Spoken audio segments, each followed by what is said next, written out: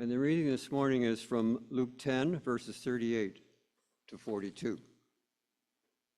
Now, as they went on their way, he entered a certain village where a woman named Martha welcomed him into her home. She had a sister named Mary who sat at the Lord's feet and listened to what he was saying. But Martha was distracted by her many tasks, so she came to him and asked, "Lord, do you not care that my sister has left me to do all the work by myself? Tell her then to help me." But the Lord answered her, "Martha, Martha, you are worried and distracted by many things. There is need of only one thing. Mary has chosen the better part. You will not be taken away from her." The word of the Lord. How many of you have had measles? You remember measles? You haven't had measles? Wow. How many of you have not had measles? This is not an immunity question asking. How many of you have not had measles because you were vaccinated against measles? Good move. Okay, measles is one of the most contagious viruses around because measles has this superpower. When someone coughs or sneezes, the viruses go out and they can stay suspended on minuscule droplets of water, stay in a room suspended for hours. So someone who is not in the same room can go in hours later, inhale, and they've got it. Have you ever walked into a room or sort of walked into a conversation, someone else's conversation, there's tension in the air? You don't know, were they talking about me and now they suddenly stopped? Or have I just walked into somebody's marital dispute?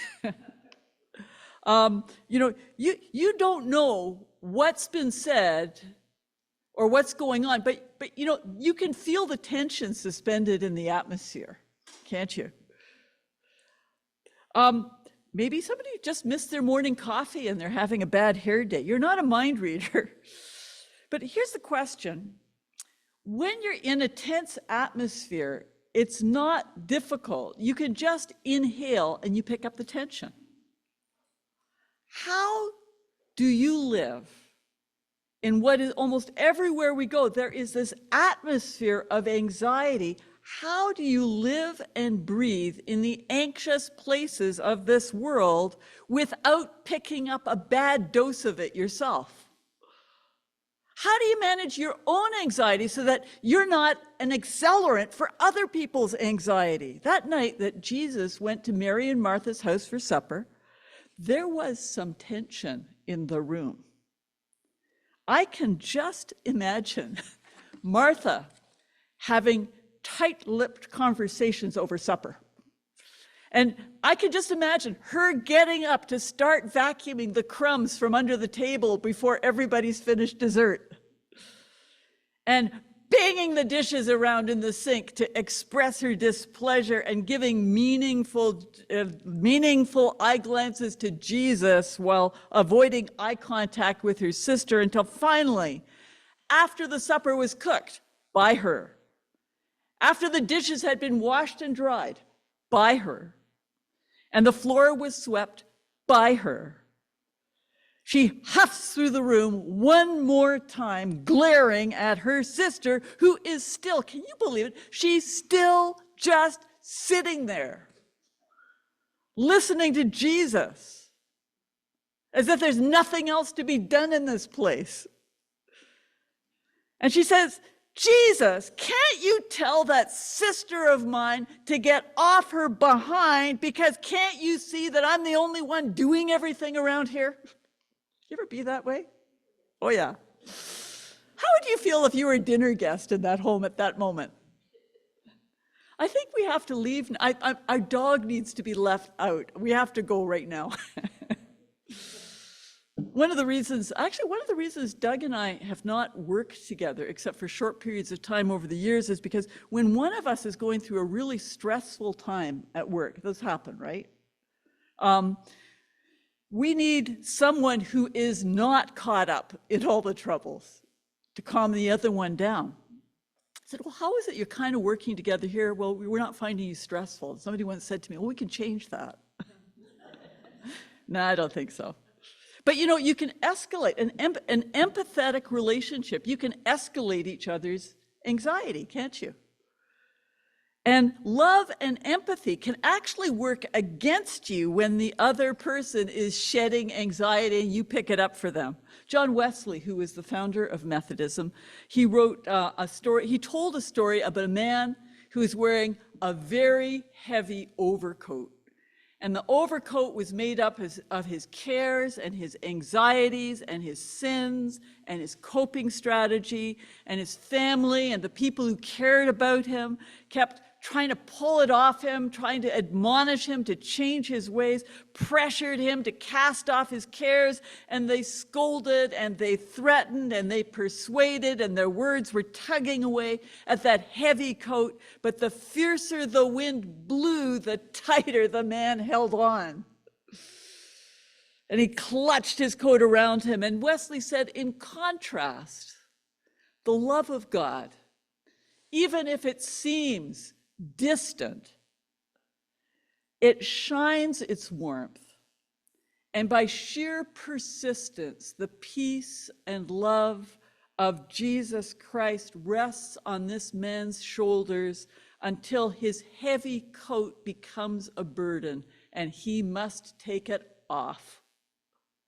This is Jesus, who calmed the storm on the Lake of Galilee and calms the hearts of anxious people. He was certainly aware of something in the atmosphere that day when he was having supper at Mary and Martha's. And he did 3 remarkable things that were antiviral, and every one of these 3 things is within your power to do if you let him work through you. And I'm still working on getting these right, by the way. But I know this. I know that when I do these 3 things, my anxiety levels and the anxiety levels of the people around me go down. And when I ignore them, back it goes. So the first thing Jesus did, it's fascinating. It was something that he actually refused to do. Martha was dangling a little piece of anxiety bait in front of him. That was very tasty. It's so flattering when someone confides in you their problem with those people. With whom was Mary having a problem? Oh, sorry, no, let me get this right. With whom was Martha having a problem? Mary. With whom was Martha discussing the problem? With Jesus. With whom was Martha not discussing the problem? Martha has a Mary problem, but she's not talking with Mary. She's talking about Mary. And the technical name for that, in case you ever need to know, is triangulation. When somebody tries to pull you into their problem with somebody else, and then everyone can pick sides. And doesn't that make everything better? It's kind of flattering to be brought into somebody's confidence. It makes you feel special. But when we get those invitations, we get them all the time. We give them all the time. We need to ask ourselves 3 hard questions. The first one, it sounds a little harsh. You ask yourself, is this a me problem or is this a you problem? Am I having a problem with Mary? Or are you having a problem with Mary and asking me to take sides against her? And the second question is asking, Martha, have you actually spoken to Mary about this? Jesus actually gave us a procedure for this kind of thing in Matthew 18, starting at verse 15. If your brother or sister offends you, go directly to them before you speak to anybody else. And talk to them in private. Well, what if they don't listen? What if I'm afraid they're going to hurt me if I talk to them? Then Jesus says you can bring in one or two other people with you to talk to them, and they can help mediate it. And then if it works, you've restored your relationship with your brother or sister. Well, what if they don't listen then? Well, then you can involve other people. But sometimes you just have to say, thank you. I don't think I can talk about this with you until you've actually spoken to da-da-da-da, because they're burdening you with something that is not fair for you to carry. Fair enough? Third question. We ask when someone invites us to get involved in their dispute is, am I the person you should be talking to? If it's a work problem, should I be redirecting you to HR or to the guidance counselor? Should I be redirecting you to your pastor? It's flattering when someone comes to you, especially say, oh, you're the only one I can talk to. But if you're not the one to help, then the virus just goes viral. And you can't stop other people from doing that, but you can stop yourself from participating in that. So first, Jesus doesn't get suckered into escalating the anxiety or taking it on himself by siding with Martha against Mary or even listening to that stuff. He is so smart. And second, Jesus identifies the source of Martha's anxiety. It's clearer in the Greek than it is in English. When Jesus says, Martha, Martha, you are worried and upset about so many things, it literally means she has focused her attention on many, many, many, many, many, many things. This superwoman is a multitasker. She is a multitasker. And that's not wrong. Except that she's trying to do 300 things at the same time. And Jesus is one of those things. You know, our daughter in senior public school had a friend who had a worship room in their house. This is Brampton, this happens a lot. And in that room, there were statues of many different gods, and there was a little Jesus in there with all of the others. And because it was no problem for that family to have a little Jesus in the mix with all of the other gods. It's sort of inclusive. But you know, from a biblical point of view, it's like having other boyfriends and other girlfriends when you're married or engaged. From God's point of view, we're in an exclusive relationship. And that prioritizes over all other relationships. Martha loves Jesus. She's literally serving Jesus. She loves 1,000 things. She serves 1,000 ways, but he shares that space with all of her other priorities. You know, the lordship of Jesus Christ doesn't work that way. He comes first, and her priority of doing things for him instead of with him has sent her into a state. Is it a really old-timey expression to say, sent her into a tizzy? But you know what a tizzy is, don't you? Jesus said, seek first the kingdom of God and God's righteousness, and all of these other things will be added to you. You know, anxiety is largely about having your priorities set in too many directions, frequently in the wrong order. Well, no, stop. Don't even talk to me like that, Connie. If I didn't do all of those things, they'd never get done. You're probably right. However, if everything depends on you getting everything done and puts you into a state of anxiety, you need to play chicken with your anxiety. Prioritize and leave some of those things undone. I can't possibly, that the world will fall apart. No, you'd be surprised what it takes for the entire planet to fall apart and collapse. I know, it's painful, but anxiety is having your priorities scattered in too many directions. If you're not making yourself anxious, you could well be making the people around you very anxious. Jesus says, look to me. I am Your only main priority. The rest will get done without worry if you put first things first and second things second and so on. One other thing. Power of expectations. Something was really annoying Martha after supper that day. Actually, somebody was really annoying Martha. You never get annoyed with people, do you? Any of you married? Sorry. I'm speaking for Doug, not for me. Poor man, what he lives with, really. How is Mary annoying her sister? By the way, if you have brothers and sisters, you also know a thing about annoyance, right? Because Martha's expectation was that her sister would get up and help her right after supper, and instead Mary sat and listened to Jesus as if there was no food to put away, no table to clear, no dishes to wash, no floors to sweep, no chickens to feed, no shutters to latch, no note to the baker for tomorrow's bread, and no bills to pay. You know, expectations can rule your happiness, or they can wreck your day. One time, I used to use a very detailed questionnaire for couples who were planning on getting married.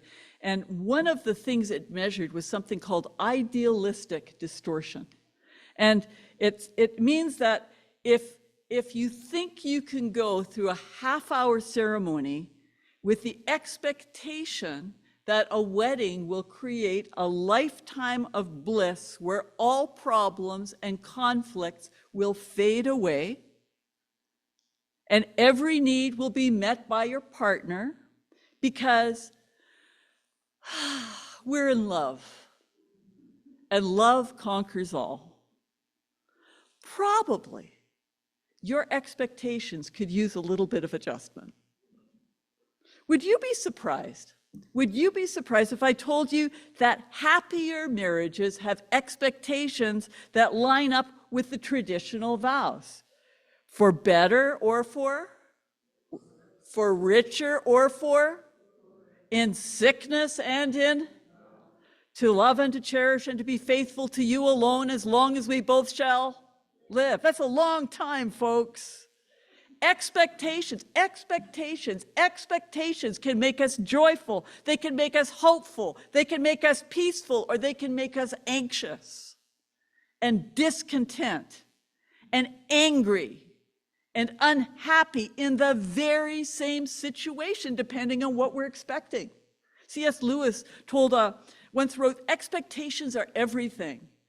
He said, if I lead you into a room, and before you go in, I say, before we go into the room, let me tell you that this room is a honeymoon suite. And you walk into the room, you look around, and the room isn't very modern. There are 2 single beds with colorful bedspreads. There's a small carpet, and there are 2 metal lockers. What would you think? Probably think, what a dump. But suppose before going into the same room, I told you this is a prison cell that we're about to enter. And you'd go into that same room and say, wow, this is really nice. What about your expectations for yourself? I can't find the source of this, but there is an expert somewhere who said that somewhere between half and 3/4 of the anxiety experienced by practicing Christians is anxiety about feeling anxious. We ask, if I'm really a Christian, why am I feeling this way? Is there something wrong with me? There's something wrong with my faith? You know, if you've ever tried to manage anxiety by being anxious about it, you've probably found it doesn't work very well, does it?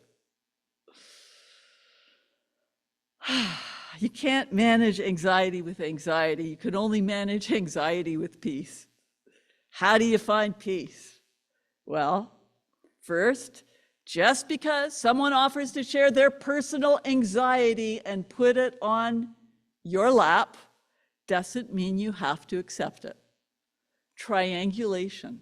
Have you spoken with da-da-da-da-da-da? Would you like me to go with you to speak to da da da da da da is really the only correct answer. Second, put first things first. Christ, first conversation in the morning, last at night. Seek first the kingdom of God and God's righteousness, and all these things will be added to you. You know what?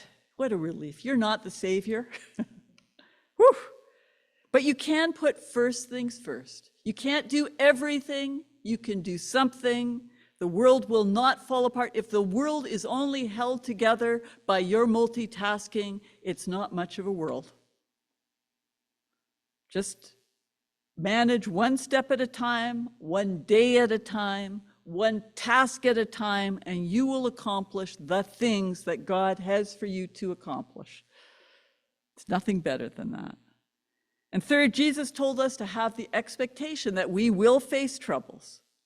Why does it tell us to expect troubles if he doesn't want us to be anxious? That really, what were you thinking?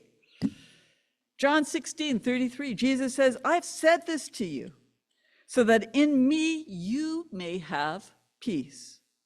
In the world, he said, you will face troubles, but take courage. I have conquered the world. He has conquered our anxiety on the cross. He is our peace.